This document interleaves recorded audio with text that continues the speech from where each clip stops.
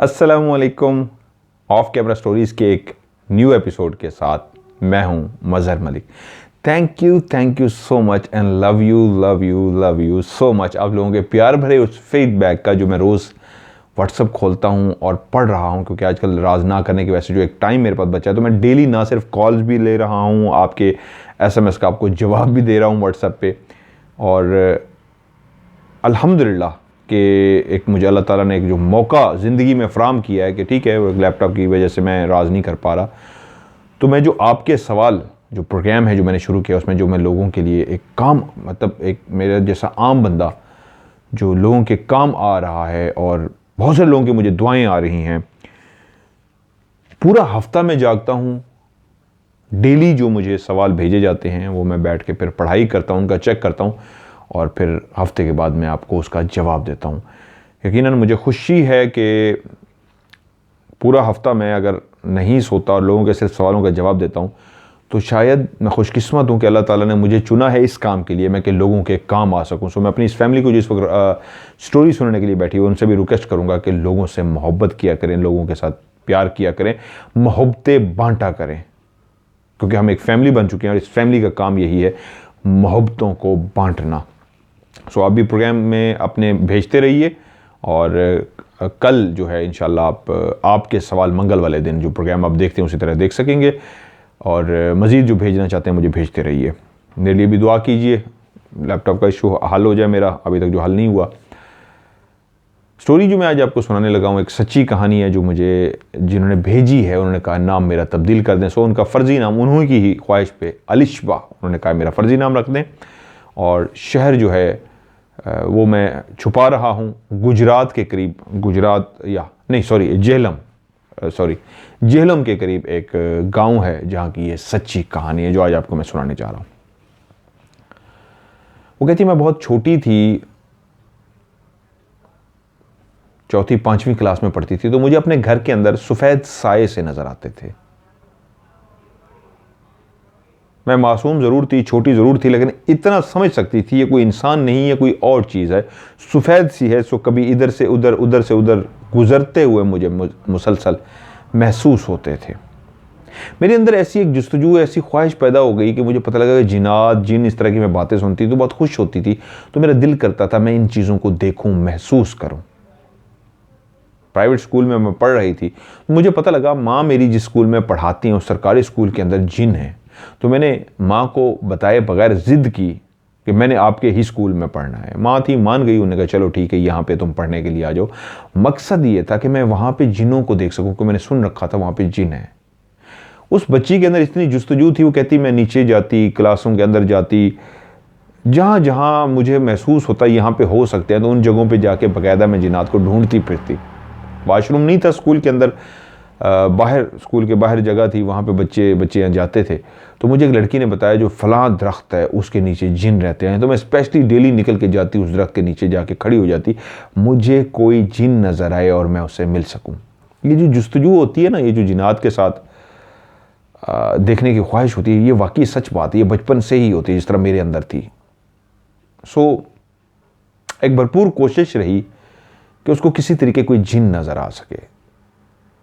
जहाँ सब कोई जाने से डरते थे, तो अलिशबा वहाँ पे पहुँच जाती थी कि मेरी शायद मुलाकात किसी जिन से हो जाए, वो डरती नहीं थी। लेकिन अभी तक उसको कोई जिन नज़र नहीं आया था, सिवाय इसके कि घर के अंदर जो सफ़ेद साए थे जो एक जगह से दूसरी जगह पे जाते, वो नज़र आ रहे थे। वक्त बढ़ता रहा, एक दिन वो अपने घर दाखिल हुई तो उन्होंने देखा कि उनकी जो खाला थी, उनके हाथ पाँव मुड़े हुए थे, पाँव भी और हाथ भी अजीब सी हालत में थे, और उनके अंदर से जो आवाज़ें आ रही थी वो अजीब व गरीब सी थी। थोड़ी देर तो वो समझती रही, लेकिन उसको अंदाज़ा हो गया कि उसके अंदर कोई जिन की हाज़िरी हुई है। बाकी सारे घर के लोग उसके करीब जाने से डर रहे थे। ये कुछ देर खड़ी देखती रही, फिर जब वो खामोश हुई, खाला कुछ रिलैक्स हुई, जिसके अंदर हाज़िरी हुई थी, वो कहती है मैं उनके पास चली गई और मैंने जाके उनकी टांगें दबानी शुरू कर दी। वो मुझे कुछ देर घूरती रही, और उसके बाद आंखें बंद कर लीं। यहाँ तक कि मैं काफ़ी देर इसलिए डरे बगैर उनकी टांगें दबाती रहीं कि शायद जो इनके अंदर जिन आया हुआ है मुझसे शायद हम कलाम हो जाए, मुझसे शायद बोल पड़े, मुझसे कोई बात करे। लेकिन उसने कोई भी बात नहीं की। अब जिन्नात से मिलने की एक जो जुस्तजू थी, एक जो ख्वाहिश थी, ये दिन ब दिन बढ़ती जा रही थी कि किसी दिन मेरी इससे मुलाकात हो जाए। फिर एक दिन स्कूल से कहती मैं आई तो मेरी माँ और एक दूसरी खाला उसी खाला के पास बैठी हुई थी। वो खाला लेटी हुई थी क्योंकि वो काफ़ी दिनों से अब वो बीमार रहनी शुरू हो गई थी। उसके अंदर जिनकी मुसलसल हाजिरी होनी शुरू हो गई थी। तो मैं दरवाजे में जैसे ही जाके मैंने दरवाज़ा खोला तो देखा खाला लेटी हुई है और माँ और दूसरी खाला बैठी बातें कर रही हैं। तो मैं अंदर दाखिल होने लगी तो वो जो खाला लेटी हुई थी उसने मुझे कहा रुक जाओ वहीं पे, और मेरी माँ से मुखातिब होके कहा इसको कोशिश करो मुझसे दूर रखो, कहीं ये चीज़ें इसके अंदर ना चली जाएं, ये बार बार उन चीज़ों की तरफ जाती है। तो मेरी माँ ने मुझे इशारा किया चली जाओ, और मैं वहाँ बाहर चली गई। लेकिन मेरी अंदर अलिशबा कहती हैं कि जो जुस्तजू थी, वो ख्वाहिश थी, वो और बढ़ती गई कि मैं जिन्नों से मिलूं। अब वक्त बढ़ा, क्योंकि वक्त कभी भी एक जैसा नहीं रहता, आहिस्ता आहिस्ता बढ़ता जाता है। शादी हो गई उनकी, 12वीं FA BA एक जो तालीम FA में थी, वो कहती हैं कि मेरी एक शादी कर दी गई। शौहर बहुत अच्छे मिले, प्यार करने वाले थे, ख्याल रखते थे, और हमारी ज़िंदगी एक खुशियों भरी जिस तरह ज़िंदगी होती है उस तरह बन गई, और हम दोनों मियाँ बीवी अपनी ज़िंदगी को गुजारने लगे। देहात की ज़िंदगी थी, देहात की जिस तरह माहौल होता है उसी तरह कल्चर के अंदर हम बंधे हुए थे, और अपनी ज़िंदगी को दोनों अच्छी तरीके गुजार रहे थे। मेरे ससुराल वालों ने एक मकान था जो काफ़ी अरसे से बंद पड़ा हुआ था, वो अच्छे दामों में उनको मिल रहा था, उन्होंने उस घर को खरीद लिया। माँ उस मकान की हिस्ट्री के में, अलिशबा की जो माँ थी वो उस मकान की हिस्ट्री के बारे में वाकिफ थी, लेकिन अलिशबा और उसका शौहर और अलिशबा के ससुराल वाले उस गांव, उस मकान की हिस्ट्री से वाकिफ नहीं थे। उस मकान की हिस्ट्री ये थी, उस मकान में जो शख्स अपनी फैमिली के साथ रहता था, अभी उसकी शादी नहीं हुई थी, कि उसकी जो भाभी थी उसने उसको एक दिन कहा कि तुम्हारी जो शादी है मैं चाहती हूं मेरी बहन से हो जाए। उस शख्स ने कहा जहां माँ बाप कहेंगे मैं शादी कर लूंगा, मुझे कोई इतराज़ नहीं है, माँ बाप वहीं कहेंगे तो मैं आपकी बहन से कर लूंगा, या जहां पे कहेंगे वहीं पे मैं शादी कर लूंगा। लेकिन उस बंदे के वालिदैन ने फैसला किया किसी और जगह पे उसकी शादी करने का। उस शख्स की जो भाभी थी उसको ये बिल्कुल नहीं अच्छा लगा कि उसकी किसी और जगह शादी, वो बज़ीद थी और उसने बहुत कोशिश की, जोर लगाया कि किसी तरीके उसी की बहन से शादी हो जाए, लेकिन मुकद्दर में जो लिखा होता है वो हो के रहता है। उस शख्स की कहीं और शादी हो गई। भाभी कुछ अरसा तो खामोश बैठी रही, लेकिन उसके अंदर आग बनती रही, उसके अंदर शदीद गुस्सा आता रहा, यहां के तक कि एक दफ़ा उस बंदे से उसकी तू तू मैं भी हो गई। उसको इसी बात का गुस्सा था कि इसने मेरी बहन के साथ शादी क्यों नहीं की। उसके बाद वो एक काला जादू करने वाले शख्स के पास गई और उसके ऊपर उसने काला जादू शुरू कर दिया। शुरू में वो शख्स जो एक सरकारी मुलाजिम था, एक पाकिस्तान के अच्छे इदारे में काम कर रहा था, जॉब कर रहा था, मैं इदारा भी छुपा रहा हूं, उसकी बेहतरीन रिपोर्ट्स थी, वो एक अच्छा मेहनत करने वाला ज़बरदस्त शख्स था, लेकिन फिर एकदम से ऐसे हुआ कि वो बोलना खामोश हो गया। वो जो बोलता था, काम करता था, बेहतरीन एक्सपर्ट बंदा था, आहिस्ता आहिस्ता खामोश तबीयत होता गया, और खामोश तबीयत होते होते उसका दिमाग गैर हाजिर होना शुरू हो गया, उसको बातें भूलनी शुरू हो गई, उसको कुछ भी कहा जाता उसको याद ना रहता, वो भूल जाता। भाभी गुस्से की आग में दिन ब दिन काला जादू और तेज करवा रही थी, और उसकी हालत ये होती जा रही थी कि अब उसको कुछ भी याद नहीं रहता था, वो बैठे बैठे गुमसुम हो जाता, और उसको जब कोई बुलाता तो वो एकदम चौंकता और वो हैरान होता मैं कहां पे था। उसकी इस गैर हाजिर दिमागी की वजह से उसको जॉब से निकाल दिया गया। जिन दिनों में वो गैर हाजिर दिमाग था, तो उन दिनों में जब वो अपने घर आता था, अब तो उसके बच्चे भी हो चुके थे, लेकिन घर आते ही उसके साथ जो एक अजीब व गरीब सिलसिला शुरू हुआ। शुरू में तो वो इग्नोर करता रहा, लेकिन बाद में वो मजबूर हो गया। अपनी बीवी के साथ बैठ के उसने एक दिन बात कही कि मुझे समझ नहीं आती, जब मैं घर में दाखिल होता हूँ तो मुझे अजीब व गरीब सी चीज़ें घर के अंदर नज़र आती हैं, जैसे एक जगह से दूसरी जगह पे जा रही हैं। कोई सामने खड़ा हुआ है ब्लैक कलर का, कोई छत पे फिर रहा है। तो बीवी ने पूछा किस तरह की चीज़ें हैं, तो उसने बताया बहुत ही डरावनी, बहुत ही खौफनाक,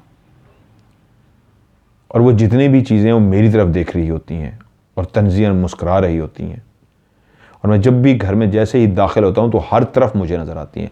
बच्चे और बीवी खौफजदा हो जाते हैं, लेकिन उनमें से किसी को भी कोई चीज़ नज़र नहीं आ रही थी सिवाय उस शख्स के। उसको घर के अंदर मुसलसल चीज़ें नज़र आनी शुरू हो गई। अब हालत ये थी, ऑफिस के अंदर वो गुमसुम सा था और घर आते ही उसको मुसलसल चीज़ें नज़र आनी शुरू हो जाती, यहाँ तक कि वो रातों को सो भी नहीं सकता था। किसी दिन रात को उसकी आंख लग भी जाती तो चीज़ें उसको उठा देती,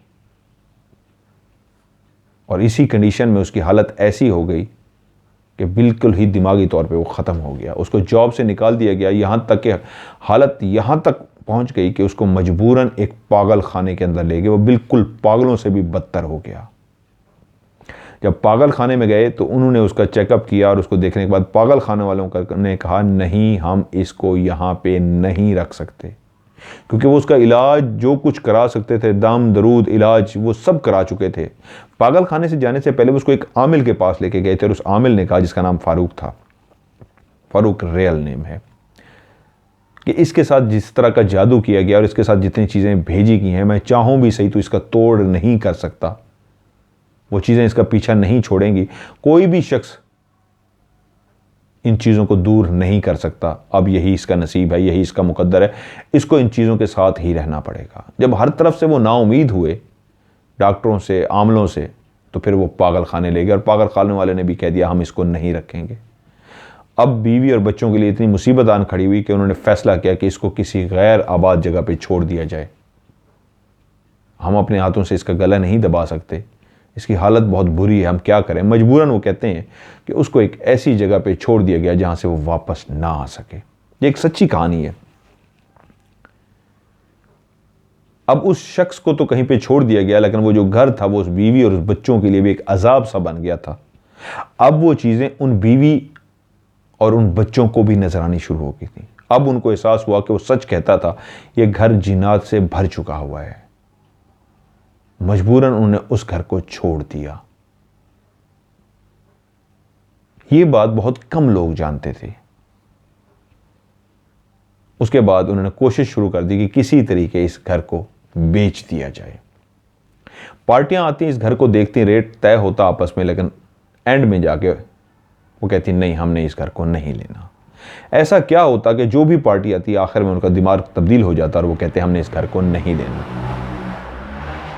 फिर ऐसा हुआ, अलिशबा के जो ससुराल वाले थे वो भी उस घर को देखने के लिए पहुंचे। उन्होंने देखा घर भी अच्छा है, 3 कमरों का घर है, सहन है, बाथरूम बना हुआ है, बंद है काफ़ी अरसे से, लेकिन घर सस्ता मिल रहा है।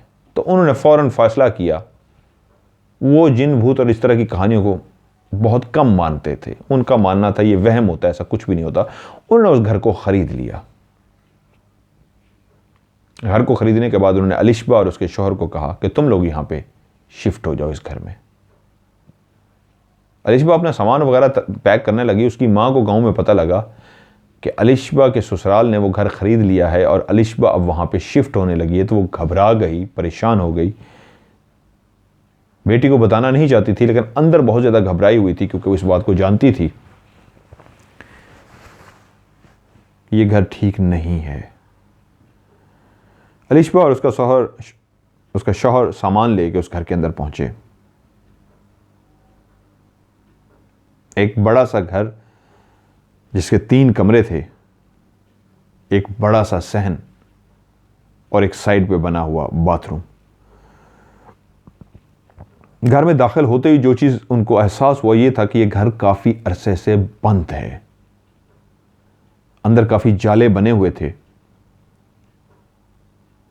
और बाथरूम के साथ बहुत ज़्यादा कचरा पड़ा हुआ था, गंद पड़ा हुआ था। दाखिल होते ही उनको अंदाज़ा हो गया था कि जब से उन्होंने घर ख़रीदा है सफाई उन्होंने भी नहीं की थी, चाबी इनको पकड़ा दी थी इन दोनों मियाँ बीवी को, क्या खुद जाओ और वहाँ पे सफाई करो और वहाँ पे रिहाइश इख्तियार करो। तो अंदर दाखिल अंदाज़ा हो गया कि घर बहुत अरसे से बंद है। दोनों मियाँ बीवी घर के अंदर पहुँचे, घर को अच्छी तरीके से साफ़ किया, शाम हो गई, कमरों की सफाई करते हुए, सहन की, लेकिन वो जो एक कचरा सा बना हुआ था बाथरूम के साथ, वो उन्होंने सोचा वो हम कल करेंगे, आज थक गए हैं। रात उन्होंने वहाँ पे सुकून से गुजारी। सुबह उठे, नाश्ता वगैरह किया, कुछ काम था शोहर को, वो बाहर चला गया और अलिशबा घर पे ही थी। मज़ीद सेटिंग सारा काम वो कर रही थी और अंदर भी जो झाड़ फूंच करते हुए जो गंदगी या जो सामान जो कचरा पड़ा हुआ था उठा के उसने बाहर सहन में बाथरूम के साथ जो कचरा था वहीं पे उसने वो भी फेंक दिया कि शाम को या कल इसको इकट्ठा ही उठाएंगे, एक दफ़ा सफाई कर लें। वो जो कचरा पड़ा हुआ था, मैंने एक मौत के घर के नाम से एक प्रोग्राम किया था, उसमें भी वही हाल था। अगर आप लोगों ने नहीं देखा तो वो ज़रूर देखिएगा, मौत का घर पार्ट 1 पार्ट 2 के साथ है। उसमें भी उसी तरह का सेम कचरा पड़ा था। वो घर भी कई सालों से बंद था, तो उसी तरह सेम वो घर भी जो अलिशबा लोगों ने लिया था कई सालों से बंद था, उसमें भी उसी तरह का कचरा पड़ा हुआ था। अलिशबा शाम का टाइम था, मगरिब होने वाली थी, अंधेरा फैल चुका था, तो वो वॉशरूम जाने लगी। एक बच्चे की वो मां बन चुकी थी, अल्लाह ताला ने उसको बेटी अता की थी। बेटी अंदर कमरे में लिटाकर बाथरूम के लिए वो बाहर निकली। जैसे ही अलिशबा बाथरूम के करीब पहुंची तो उसको ऐसे महसूस हुआ कि कचरे वाली साइड पे जैसे कोई है। उसने कहती है, अलिशबा कहती हैं कि मैंने जैसे ही कचरे की तरफ देखा तो मेरे पूरे जिस्म के रोंगटे खड़े हो गए और मेरा जिस्म कपकपाना शुरू हो गया। वो अलिशबा जो ज़िंदगी में कभी डरती नहीं थी, जिसको ख्वाहिश होती थी कि मैं जिन्नात देखूं, जो सफ़ेद साए देखती थी, स्कूल के अंदर माँ के स्कूल के अंदर जाती थी और ढूंढती थी जिन कहाँ पे है, मैं उनसे मिल सकूं। वो खाला जिसके अंदर जिन की हाज़िरी होती थी उसको दबाने बैठ जाती थी। जहाँ कहीं पता लगता कि दरख्त के नीचे जिन है तो भाग के जाती, मैं जिन को देख सकूं। आज वो बहादुर अलिशबा जब उसने मुड़ के उस कचरे की तरफ देखा तो वो थर थर कांप रही थी। आज उसने उस भयानक चीज़ को देख लिया था जिसको वो देखने की ख्वाहिश रखती थी, जिसको उसने कभी देखा नहीं था, उसके अंदर डर नहीं था, लेकिन शदीद ख्वाहिश थी, जुस्तजू थी कि मैं उसको देख सकूं। आज उसने जिस मंजर को देखा वो एक इंसानी हाइट की चीज़ थी। वो कचरे के ऊपर बैठी हुई थी, 5.5 फुट 5 से 5.5 फुट जितना उसका कद था। पूरे जिस्म के उसके ऊपर बाल ही बाल थे और वो ऐसे बैठी हुई थी जैसे कोई इंसान बैठा हुआ हो। उसका हाथ कचरे में से कुछ चीज़ उठाता था और उठा के मुंह की तरफ लेके जाता था, क्योंकि वो इस तरह बैठी हुई थी कि उसकी कमर अलिशबा को नजर आ रही थी, फेस उसका दूसरी तरफ पे था, लेकिन उसकी पूरी कमर के ऊपर जिस तरह रीछ के ऊपर बाल ही बाल होते हैं इस तरह बाल थे। और उसके जो हाथ जिससे वो उठाती थी, आगे तो ऐसे उंगलियां ही थी इंसान की तरह, लेकिन उन उंगलियों पे भी बाल उगे हुए थे, जैसे बिन मानिस के हाथ पे होते हैं, किंग कॉन्ग के हाथ पे होते हैं। इसी तरह उसके हाथ पे भी, बाजू पे भी बाल थे, पीछे कमर भी सारी भरी हुई थी, लेकिन सर को देख के पीछे लगता था जैसे कोई ये इंसान नुमा हो। अलिशबा अभी खड़ी उसकी तरफ देख ही रही थी कि उसी लम्हे उसने अपनी गर्दन मोड़ी और अलिशबा की तरफ देखा।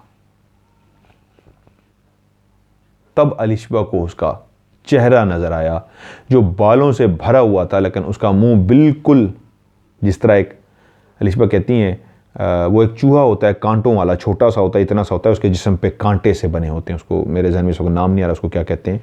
नोज़ सी लंबी सी उसकी नाक होती है, जिस तरह सूअर की नाक होती है, इसी तरह उसकी नाक थी और चेहरे पे भी उसके बाल थे। बिल्कुल वो उस चूहा तो नहीं कहते उसको, लेकिन कांटों वाला होता है। सेह तो बड़ी होती है, बड़े कांटों वाली होती है, सेह उसको बोलते हैं।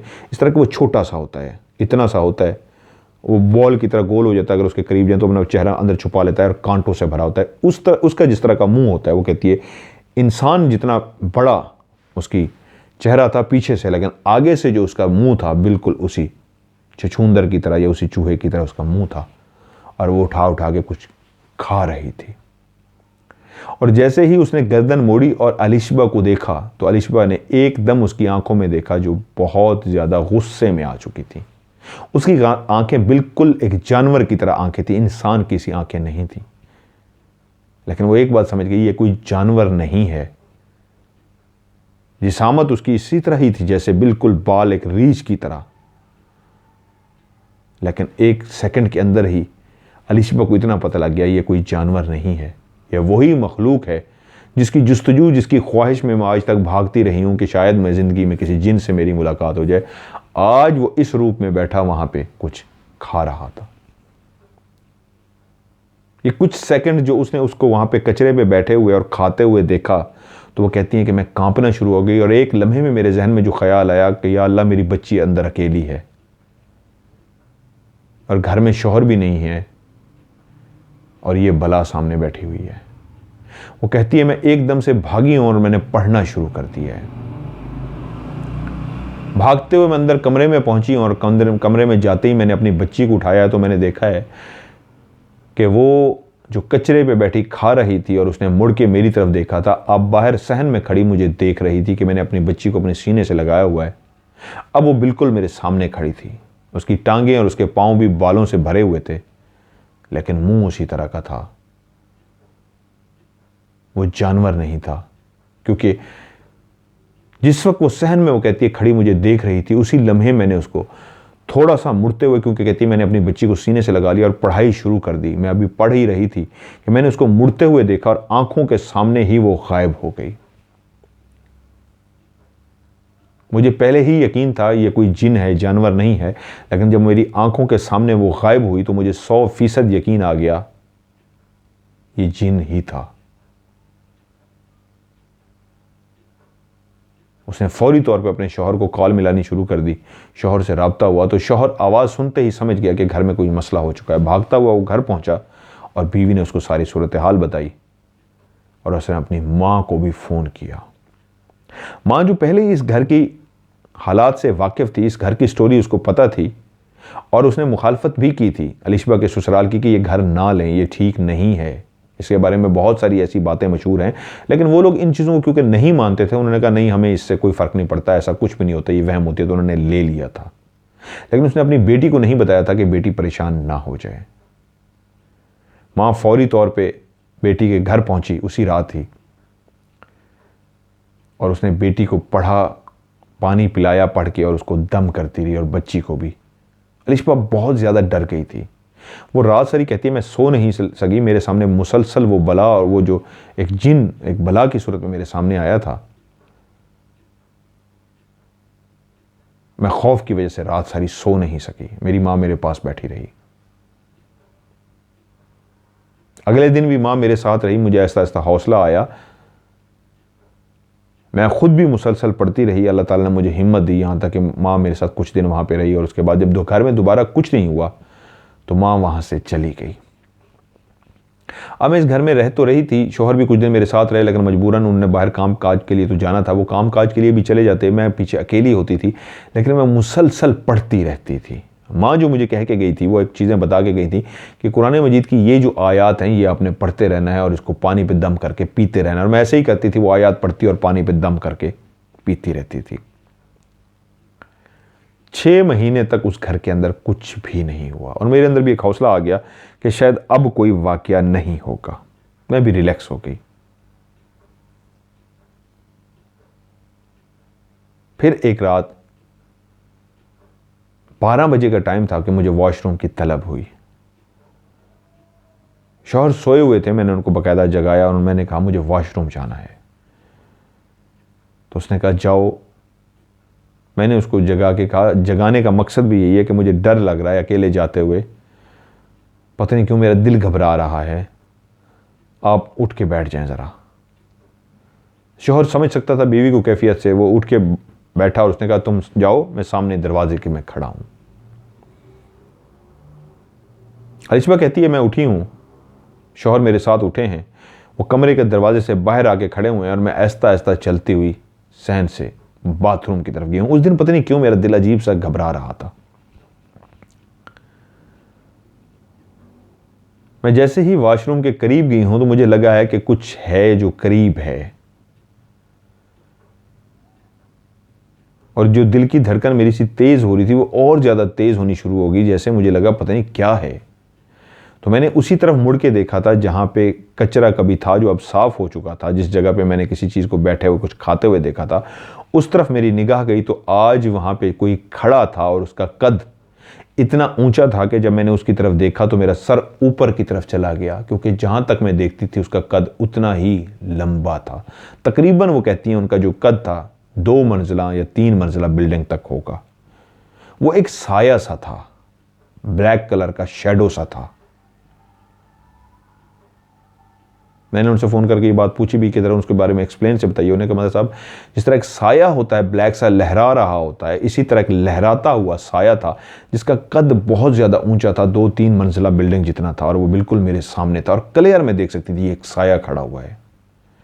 अभी मैं रुक के उसको देख ही रही थी कि वो साया तेज़ी से मेरी तरफ आया और आके मुझसे टकराया बकायदा।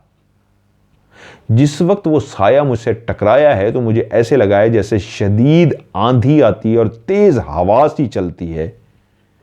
ऐसे कोई एक हवा का झोंका सा था, बहुत तेज हवा का झोंका, जो आके मुझे लगा। जब वो साया उसके साथ टकराया, जो एक वो कहती है मैंने उसका चेहरा नहीं देखा, वो इतना लंबा था कि ऊपर तक जा रहा था, लेकिन ब्लैक शैडो था जो लहरा रहा था। लेकिन जब वो मेरे साथ आकर टकराया तो मुझे लगा कि एक आंधी का, एक हवा का जैसे शदीद झोंका होता है, तेज किस्म का, तेज आंधी ऐसे हवा मुझे आके लगी है और मैं बुरी तरीके जमीन पे गिरी हूं। जिस जगह मैं खड़ी हुई थी उससे तकरीबन मैं 2 फुट नीचे पीछे की तरफ, बाकायदा जिस तरह इंसान उड़ के गिरता है, वो इतनी तेजी से हवा का झोंका, असल में वो जो साया था, मुझे आके लगा कि मैं अपनी जगह से 2 फुट पीछे उड़ती हुई जाके गिरी हूं जमीन पे। और मेरा शौहर ये मंजर खड़ा देख रहा था। उसने अपनी आंखों से देख लिया था कि मैं अपनी जगह से बकायदा, क्योंकि इंसान पीछे की तरफ गिर तो सकता है, उड़कर गिर नहीं सकता, और शौहर ने दूर से देख लिया था कि अलिशबा उड़ी है और उड़ के तकरीबन 2 कदम उड़ती हुई पीछे जाके गिरी है। वो समझ गया कि किसी चीज़ ने अलिशबा को उठा के फेंका है। उसको वो साया नहीं नजर आया था, अलिशबा के शौहर को, लेकिन उसकी आंखों ने यह जरूर देख लिया था कि इंसान खुद ब खुद इस तरह पीछे की तरफ गिर जरूर सकता है, उड़ता हुआ पीछे जाके नहीं गिर सकता। वो समझ गया कि ये उड़ती हुई जो पीछे गिरी है, किसी चीज़ ने मेरी बीवी को उठा के फेंका है। वो भी भागता हुआ आया और उसने अलिशबा को आके उठाया। गिरने की वजह से उसको पीछे सर में और कमर में चोट लगी। फौरी तौर पे उसने उसको उठाया और उठा के अंदर की तरफ ले गया और उसने उससे पूछा क्या हुआ है। तो अलिशबा ने उसको बताया इस तरह का साया था ब्लैक कलर का, जिसने मुझे आके टक्कर मारी है, जिसकी वजह से मैं नीचे गिरी हूं। अलिशबा ने उसी तरह अपनी माँ को फ़ोन किया। वो दोबारा से घर आई। उन्होंने आगे पानी पे दम किया और अपनी बेटी को पानी पिलाया। माँ ने सूरह बकरा की वहाँ पे तिलावत लगाई और फिर माँ अलिशबा के साथ कुछ दिन उसी घर के अंदर रही और पढ़ाई करती रही। जब अलिशबा ने कहा माँ से कि माँ अब हालात बेहतर हैं, अब वापस घर चली जाए, मुझे डर नहीं लग रहा, तो माँ बेटी को अल्लाह के सुपुर्द करके आयात बता के उसी तरह समझा के अपने घर चली गई। अलिशबा कहती हैं अब मैं रातों को सोती तो थी, लेकिन मुझे अब आवाज़ें आती थी अलिशबा अलिशबा करके, जो उनका असल नाम है, ये तो फर्जी नाम मैंने रखा हुआ है अलिशबा, जो उसका असल नाम है, वो नाम लेके बाकायदा कोई बाहर पुकारता था, जैसे कोई बाहर बुला रहा हो, बाहर आ जाओ। अक्सर जो आवाज़ आती थी वो औरत की आवाज़ आती थी, कभी कभी किसी मर्द की आवाज़ आती थी जो उसका नाम पुकारता था कमरे के बाहर खड़े होकर कि बाहर आ जाओ। ये जो पुकारने का सिलसिला है ये रात को 12 बजे के बाद शुरू होता, सुबह 4 बजे तक। अलिशबा कहती है मुझे मुझसे क्लियर आवाज़ आती है कि कोई बाहर खड़ा मुझे पुकार रहा है, कभी औरत कभी मर्द, लेकिन मैं इसको इग्नोर करती और पढ़ाई करती। तकरीबन वो कहती है 5 साल हम उस घर के अंदर है और मुसलसल 2 ये वाक़यात और इसी तरह मुझे आवाज़ें आती रही, लेकिन मैं पढ़ाई करके उसको इग्नोर करती रही। उसके बाद अल्लाह ताला ने हमें मौका दिया, हम एक और घर में शिफ्ट हो गए। अब मेरे 2 बच्चे थे, एक बेटा और एक बेटी। उस घर में शुरू में तो कुछ भी ऐसा नहीं था, बिल्कुल क्लियर था, हम खुशी खुशी रहना शुरू हो गए कि अब यहाँ पे कोई आवाज़ नहीं आती, कोई मसला नहीं होता, यहाँ पे सब कुछ ओके है। लेकिन एक रात ऐसा हुआ, घर के बाहर ऐसे आवाज़ें आनी शुरू हो गई जैसे कोई लड़ाई हो रही है, चीखो पुकार हो रही है, कोई ऊंचा ऊंचा बोल रहा है। मैं एकदम से डर गई, आंख मेरी खुल गई, क्योंकि इस घर में आके काफ़ी अरसा कोई ऐसा एहसास नहीं हुआ था आवाज़ों का या कुछ किसी साए का, इसलिए हम मुतमईन होकर सोते थे। लेकिन जब इतनी आवाज़ें आई एक रात को तो मैं उठ के बैठ गई। मैंने शौहर को जगाया कि सुने बाहर कोई आवाज़ें आ रही हैं। शौहर ने सुनने की कोशिश की तो उसने कहा मुझे तो कोई भी आवाज़ नहीं आ रही। तो अलिशबा ने कहा गौर करें। शौहर फिर कुछ देर सोता रहा, सुनने की कोशिश करता रहा, उसको कोई आवाज़ नहीं आई।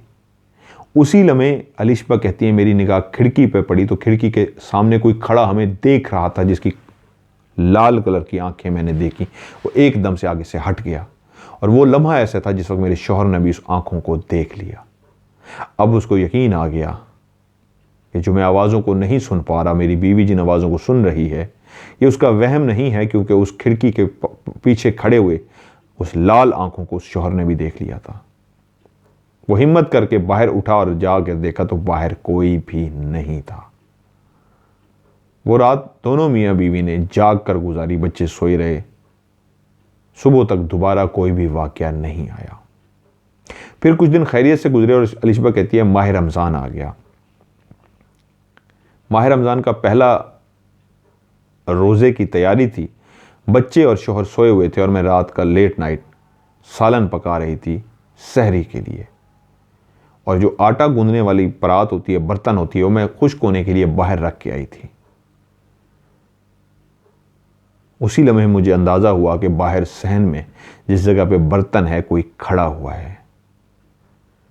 और कहती है जैसे ही मैंने मुड़ के देखा तो वहाँ पे काला स्याह इंसान की हाइट जितनी लाल अंगारे जैसी आंखें, इंतहाई भयानक शक्ल की कोई चीज़ खड़ी थी। और मैंने जैसे ही उसकी तरफ देखा, जो पहले से मेरी तरफ देख रही थी, वो भयानक चीज़ तेज़ी के साथ भागी है। उसके भागने की वजह से वो जो बर्तन पड़ा हुआ था, परात टाइप मट्टी की जिसमें आटा गूंदा जाता है, वो से टच हुई है और वो गिरी है और वो टूट गई है। उसी लम्हे पहले मेरी बेटी उठी है और उठ के उसने रोना शुरू कर दिया है। अभी वो उठ के रोना शुरू ही हुई थी कि मेरा बेटा भी उठा है और उठ के उसने रोना शुरू कर दिया है। और साथ ही मेरे शौहर की भी आंख खुल गई है। वो जो गिरने की आवाज़ थी बर्तन की, इन तीनों ने नहीं सुनी थी, सिर्फ मैंने सुनी थी। लेकिन जब मैंने बच्चों से पूछा क्या हुआ है तो बच्चे बोले हैं कि वहाँ पे कोई खड़ा था, जबकि वो तो सोए हुए थे, उन्होंने देखा भी नहीं था। लेकिन वो नींद में शायद डर गए थे और उसी तरफ इशारा करके दोनों बच्चों ने कहा वहाँ पे कोई खड़ा हुआ था, बेटी ने भी और बेटे ने भी। शौहर जो अब जाग चुका था वो भी परेशान हो गया। ना सिर्फ परेशान हो गया बल्कि डर गया कि बच्चे ये क्या कह रहे हैं, क्योंकि वो अब तक इस बात से नावाकिफ था कि बीवी कुछ और देख चुकी है। तो उसने बीवी की तरफ देख के पूछा क्या हुआ है, बच्चे क्यों डर गए हैं? तो बीवी ने कहा शायद बुरा ख्वाब देख लिया होगा इसलिए डर गए हैं, परेशान ना हो। तो उसने बच्चों को चुप कराया और उसके बाद कहा तुम लोगों ने कोई ख्वाब देखा है, सो जाओ। तो बच्चे जो जिस तरफ इशारा कर रहे थे और जिस तरह का मंजर बता रहे थे इस तरह की थी, वो इस तरह की चीज़ थी, खड़ी हुई थी, तो वही सेम चीज़ अलिशबा ने देखी थी जो बच्चे बता रहे थे।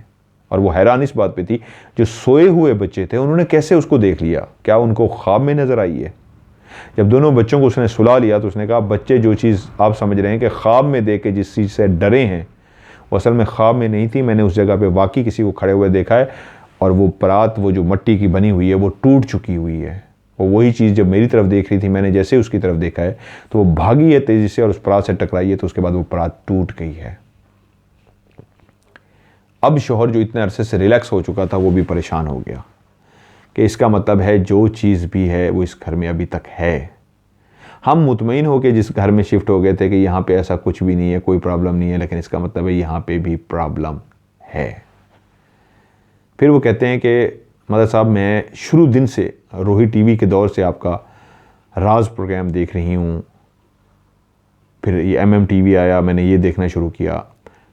जब मैंने पहली दफ़ा वो काली चीज़ देखी थी जो कचरे में बैठी कुछ खा रही थी, और दूसरी दफ़ा मैं उस वक्त बहुत डर गई थी। मैं डरती नहीं थी, लेकिन पहली दफ़ा जब मैंने उनको देखा था असली शक्ल में तो मैं बहुत डर गई थी।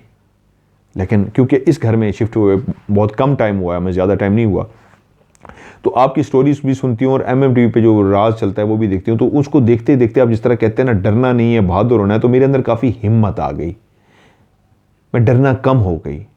उसके बाद उस दिन जब ये माह रमज़ान में वाक़या हुआ तो फिर मैंने शौहर से कहा डरना नहीं है, कुछ नहीं होगा, मैं खुद इतनी बहादुर हो गई हूँ। और उनके अल्फाज ये हैं कि ये बहादुरी मुझे आपके शोज़ को देखने की वजह से आई है, राज देख के मैं इतनी बहादुर हुई। फिर मैंने शौहर से कहा कुछ नहीं होगा, हौसला रखें। फिर हम दोनों ने सहरी की और उसके बाद सो गए।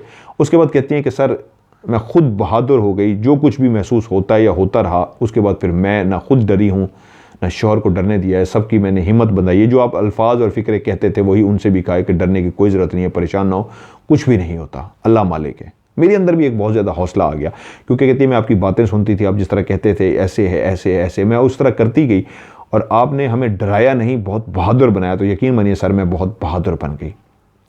आज भी उसी घर के अंदर रह रही हूँ जहाँ पे वो परात टूटी थी और जहाँ से वो चीज़ भागती हुई गई थी, लेकिन मैं बहुत बहादुर हो गई हूँ। मेरे अंदर वो एक खौफ जो था वो ख़त्म हो चुका है। उसके बाद भी उस घर के अंदर सर कहती है मैंने बहुत सी आवाज़ें सुनी हैं जिस घर के अंदर मैं आज भी मौजूद हूँ। इस घर के अंदर भी मेरा नाम क्लियर कई दफ़ा पुकारा गया है और ये आवाज़ बिल्कुल उसी तरह की है जिस तरह पिछले घर के अंदर मेरा नाम मुझसे पुकारा जाता था, कभी मर्द की आवाज़ में और कभी औरत की आवाज़ में। लेकिन मैं अब डरती नहीं हूँ, अब मेरे अंदर बहुत ज़्यादा हौसला आ चुका हुआ है, मैं बहुत बहादुर हो गई हूँ। लेकिन वो जो घर जिसके अंदर मैं 5 साल तक रही, जिसके अंदर मैंने 2 दफ़ा वो चीज़ को देखा जो कचरे पे बैठी कुछ खा रही थी या सामने खड़ा हुआ था, उन्होंने मुझे उसकी वीडियो भी बना के भेजी है कि सर ये हमारा घर है जिसको हम बेचना चाह रहे हैं, ये बंद पड़ा हुआ है। अब उसका प्रॉब्लम ये आ रहा है, उस घर को हम बेचने की कई साल हो गए हैं, कोशिश कर रहे हैं, पार्टियां आती हैं, उस घर को देखती हैं, सब कुछ तय हो जाता है और आखिरी टाइम पे वो कहती हैं नहीं हमने घर नहीं लेना। शुरू में 3-4 पार्टियों ने ऐसे किया, लेकिन जब मुसलसल ऐसे होने लगा तो फिर हमने पार्टियों से पूछा आखिर क्या रीज़न है, आप क्यों इस घर को नहीं लेना चाहते। वो कहते हैं पता नहीं हमारा क्यों एंड में आके दिल नहीं मान रहा, हमने नहीं लेना। वो कहती है कि सर अब उस घर के बारे में वो कहानियाँ लोगों को इतना पता नहीं है कि ये इस तरह का हॉन्टेड घर था, पुरानी बात हो चुकी है, क्योंकि जब वो शख्स पागल हुआ था और उसके बाद उसको कहीं छोड़ आए थे तो उसकी बीवी और बच्चे जो उसको छोड़ के चले गए थे, उन्होंने वो घर तो बेच दिया था, लेकिन उनसे लेता कोई नहीं था। उस वक्त तक तो लोगों को उस घर के बारे में याद था, लेकिन जब मेरे ससुराल वालों ने वो घर लिया था तो क्योंकि मेरे ससुराल वाले इन चीज़ों को वहम समझते थे, उन्होंने ले तो लिया था और हम लोग मैं और मेरे शौहर 5 साल तक उस घर में रहे। उसके बाद लोगों को यकीन हो गया कि वो वहम था, ऐसी कोई बात नहीं की, क्योंकि हम दोनों जब 5 साल उस घर में रहे तो उसके बाद लोगों ने अपनी आंखों से देखा लोग तो रह रहे हैं, अब कोई वाकया नहीं हुआ, इसका मतलब ये घर बिल्कुल नॉर्मल है। हमने भी कभी किसी से कोई इस तरह की बात नहीं की इस घर में कोई मसला है। लेकिन अब प्रॉब्लम ये आ गई है कि वो घर हम सेल नहीं कर पा रहे। कोई भी उसको अगर ख़रीदने के लिए आता है तो सब कुछ तय हो जाता है, लेकिन एंड पे डील कैंसल हो जाती है। तो उन्होंने मुझे कहा है कि सर एक तो हमारी हेल्प कीजिए, हम इस घर को सेल भी करना चाहते हैं, हम चाहते हैं कि इस जगह को आप क्लियर करें और क्लियर करने के बाद इस जगह को बेच दें। उसकी रीज़न ये है आज भी ये जगह हॉन्टेड है, आज भी इस घर के अंदर वो चीज़ें भरी पड़ी हैं। मैंने सिर्फ 2 दफ़ा उनको उनकी असली रूप में देखा, लेकिन उसके बाद भी जिस तरह मुसलसल आवाज़ें आती रहीं तो क्लियर लगता था कि यहाँ पे एक नहीं पूरा कबीला आबाद है, बहुत ज़्यादा हैं। तो अब हमारी ख्वाहिश ये है कि आप वहाँ पे आके इन्वेस्टिगेशन भी करें उस घर के अंदर, लेकिन आप ये नहीं बताएंगे ये घर कौन सी जगह पे है, किस तरह का है। लेकिन अगर आप वैसे उसको क्लियर करके हमें बेच दें तो ज़्यादा अच्छा होगा। ऐसा ना हो कि अगर आप वहाँ पे इन्वेस्टिगेशन करें तो लोगों को पता लग जाए तो हमारा घर सेल नहीं होगा। तो मैंने उनसे कहा है मैं इन्वेस्टिगेशन भी ज़रूर करूँगा, मैं नहीं दिखाऊँगा कि ये कौन सा पोर्शन है और कहाँ पे है और उसकी लोकेशन क्या है, ये हम सारा कुछ छुपा देंगे। अंदर कमरे, उसका जो 3 बेडरूम हैं और जो सहन है, साइड पे जो बाथरूम बना हुआ है और उसके साथ वो जगह जहाँ पे एक कचरा था वहाँ पे एक दरख्त उगाया है, वहाँ पे दरख्त है, वो जगह भी आप सारी इन्वेस्टिगेशन करें और उसके बाद मैं उस घर को क्लियर कर दूंगा। बेशक क्लियर करने के बाद इंशाल्लाह मेरी पूरी कोशिश होगी कि आपका घर सेल भी हो जाए। तो उनको फिर मैंने बताया भी है, अभी भी उनके साथ प्रॉब्लम हो रही है। उन्होंने मुझे राब्ता भी किया, आपके सवाल में भी उन्होंने मुझसे पूछा है कि मुझे अभी भी बहुत ज़्यादा चीज़ें जिनकी मैं ख्वाहिश करती थी मुझे नज़र आएँ और मैं उनके पीछे भागती थी, अब बहुत ज़्यादा नज़र आ रही हैं। अब हालत ये है कि सर नए घर के अंदर कुछ चीज़ें मैंने उनकी छुपा भी दी हैं इसलिए कि नुकसान ना हो उनको। अब वो कहते हैं जिस घर के अंदर मैं हूँ, जहाँ पे ये मैंने वो भागते हुए देखा और ये आवाज़ें सुनी, ये खिड़की में कोई खड़ा था, अब मुझे बहुत ज़्यादा नज़र आने शुरू हो गए हैं। अक्सर रात के टाइम पे मैं सो नहीं सकती, काफ़ी टाइम हो गया मेरा रातों को मैं जागती हूँ, मुझे नींद नहीं आती। जिस चीज़ों की बचपन में मैं ख्वाहिश करती रही हूँ, उसके पीछे भागती रही हूँ कि मुझे नज़र आए, अब वो मुसलसल मुझे नज़र आ रही हैं वो चीज़ें, लेकिन मैं उनसे जान नहीं छुड़वा पा रही। शायद वो बचपन की मेरी गलत सोच थी, जो जस्तजू मेरी ख्वाहिश थी इन चीज़ों को मिलने की, अब वो मेरे गले पड़ गई है। अब वो चीज़ें मेरा पीछा नहीं छोड़ती, हर वक्त मुझे नज़र आती हैं। तो मैंने उनसे कहा है, उनको तरीका भी बताया है, क्या करना है, कैसे करना है, पढ़ने के लिए भी बताया है इंशाअल्लाह ताला। और मेरी ख्वाहिश ये होगी कि वो चीज़ें उस घर के अंदर क्लियर भी करके दूं, पिछला घर भी जो बंद है 5 साल से वो भी क्लियर करके दूं, लेकिन उनको तरीका बता दिया क्या पढ़ना है, क्या करना है, जिसकी वजह से वो इंशाअल्लाह, ये मेरा अल्लाह ताला की रहमत के सदके इंशाअल्लाह दुआ भी है कि वो चीज़ें अब इनको नज़र नहीं आएंगी। तो अलिशबा बहन, जो आपका असली नाम है, मैं फ़र्जी नाम से मुखातब कर रहा हूँ, आपने ये अलिशबा नाम कहा है, आपको जो पढ़ने के लिए दिया है वो पढ़ती रहिए, ये चीज़ें आपके करीब नहीं आएंगी जो मुसलसल आपको नज़र आ रही हैं। मैंने बहुत सारी बातें आपको फ़ोन पे भी कहा था छुपा दूंगा इसलिए कि वो आपको नुकसान ना पहुँचे, क्योंकि मैंने भी इतना चेक कर लिया है, वो चीज़ें इस वक्त भी आपके घर में एक पूरा कबीला है जो मौजूद है, वो थोड़ी नहीं है, वो बहुत ज़्यादा हैं। तो लेकिन आपने परेशान नहीं होना, जो मैंने आपको पढ़ने के लिए बताया था वो आपने मुसलसल पढ़ते रहना है, इंशाअल्लाह ताला वो चीज़ें आपके करीब नहीं आएंगी और बहुत जल्द इंशाअल्लाह मैं यहाँ पे इन्वेस्टिगेशन करने के लिए भी पहुँचूँगा। आप लोग जो सवाल मुझे भेज रहे हैं, अपने सवाल भेजते रहिए और उन तमाम लोगों से मैं माज़रत करूँगा जो मैं बार बार कहता हूँ फ़र्ज़ी नाम, फ़र्ज़ी माँ का नाम और सिटी रियल लिखें और उसके नीचे असली नाम, असली माँ का नाम और तस्वीर भेजें। अगर ये तरतीब नहीं भेजेंगे तो मैं प्रोग्राम में शामिल नहीं करूँगा। तस्वीर भी क्लियर नहीं होगी, मॉडलिंग वाली तस्वीर होगी, उसको भी प्रोग्राम में शामिल नहीं करूँगा। अल्लाह ताला आप सबको खुश रखे और मुझे और तौफ़ीक अता फ़रमाए कि मैं रातों को, जिस तरह अभी भी मेरी नींद से बुरी हालत है, यकीन मानिएगा, लेट नाइट में इस वक्त प्रोग्राम रिकॉर्ड कर रहा हूँ, मेरी आंखें नहीं खुल पा रही, नींद से भरा हुआ हूँ। प्रोग्राम ये रिकॉर्ड कर लिया, इसको बंद करूँगा और उसके बाद इसको अपलोड के लिए डाल के मैं फ़ौरन पढ़ने के लिए बैठ जाऊँगा। इस वक्त शदीद नींद आई हुई है लेकिन मैं फिर भी पढ़ूँगा। एक हफ़्ते में एक रात भी मेरी छुट्टी नहीं होती। आप लोग यकीन मानिए, मैं एक रात भी, ये जो आपके सवाल प्रोग्राम है इसके लिए मैं एक रात भी ऐसी नहीं है कि मैं छुट्टी कर लूँ। मैं रोज़ रात को बैठ के आपके चेक करता हूँ, क्योंकि डेली लोगों ने भेजे होते हैं अपने सवाल, अपनी तस्वीरें और डिटेल, तो उन डेली लोगों का मैं चेक करता हूँ, एक रात भी छुट्टी नहीं करता। सो दुआ कीजिएगा अल्लाह ताला मुझे इस तरह हिम्मत दे और मैं लोगों की भलाई कर सकूँ, लोगों को इस तरह जो बता रहा हूँ और उनको बता सकूँ, और जो तरीका सिखाया है उस पर अमल करके लोग अपना तोड़ कर सकें। बहुत सारे लोगों को फ़ायदा भी हुआ है। आप लोग भी जो ऑफ कैमरा स्टोरी सुनते हैं, तो लाइक ज़रूर कर दिया करें वीडियो को, एंड जितने भी आपके जानने वाले हैं उन तक भी सिर्फ ऑफ कैमरा स्टोरी नहीं बल्कि आपके सवाल प्रोग्राम को भी शेयर करें, ताकि इस नेक काम में आपका भी हिस्सा डल जाए। क्योंकि मकसद इस प्रोग्राम का जो है आपके सवाल का एक फ़ी सबीलिल्लाह करने का मतलब ये है कि लोग तमाम आमलों से बच सकें, उनका नुकसान ना हो सके, पैसों का, चीज़ों का, वक्त का ज़िया ना हो, और उनका जो मसला है वो भी हल हो जाए। तो बहुत कम लोग जानते हैं इस तरह के आपके सवाल के नाम से प्रोग्राम है। सो आप भी जितने देखने वाले हैं अपने अपने जानने वालों को ये प्रोग्राम का लिंक सेंड कीजिए, ताकि वो इस प्रोग्राम को देखें और वो भी इससे फ़ायदा उठा सकें। आप जब उनको लिंक शेयर कराएंगे तो इस नेक मकसद में आपने भी हिस्सा डाल दिया और आप भी उस सवाब के काम में शामिल हो गए। सो आज के प्रोग्राम से मज़हर मलिक को दीजिए इजाज़त, ढेर सारी दुआओं के साथ। अल्लाह ताला आप सब लोगों को खुश रखे और मेरे लिए भी दुआ कीजिएगा कि अल्लाह ताला मुझे भी मेरे नेक मकसद में कामयाब करे। आमीन सुमा आमीन। जज़ाकल्लाह। खुदा हाफ़िज़।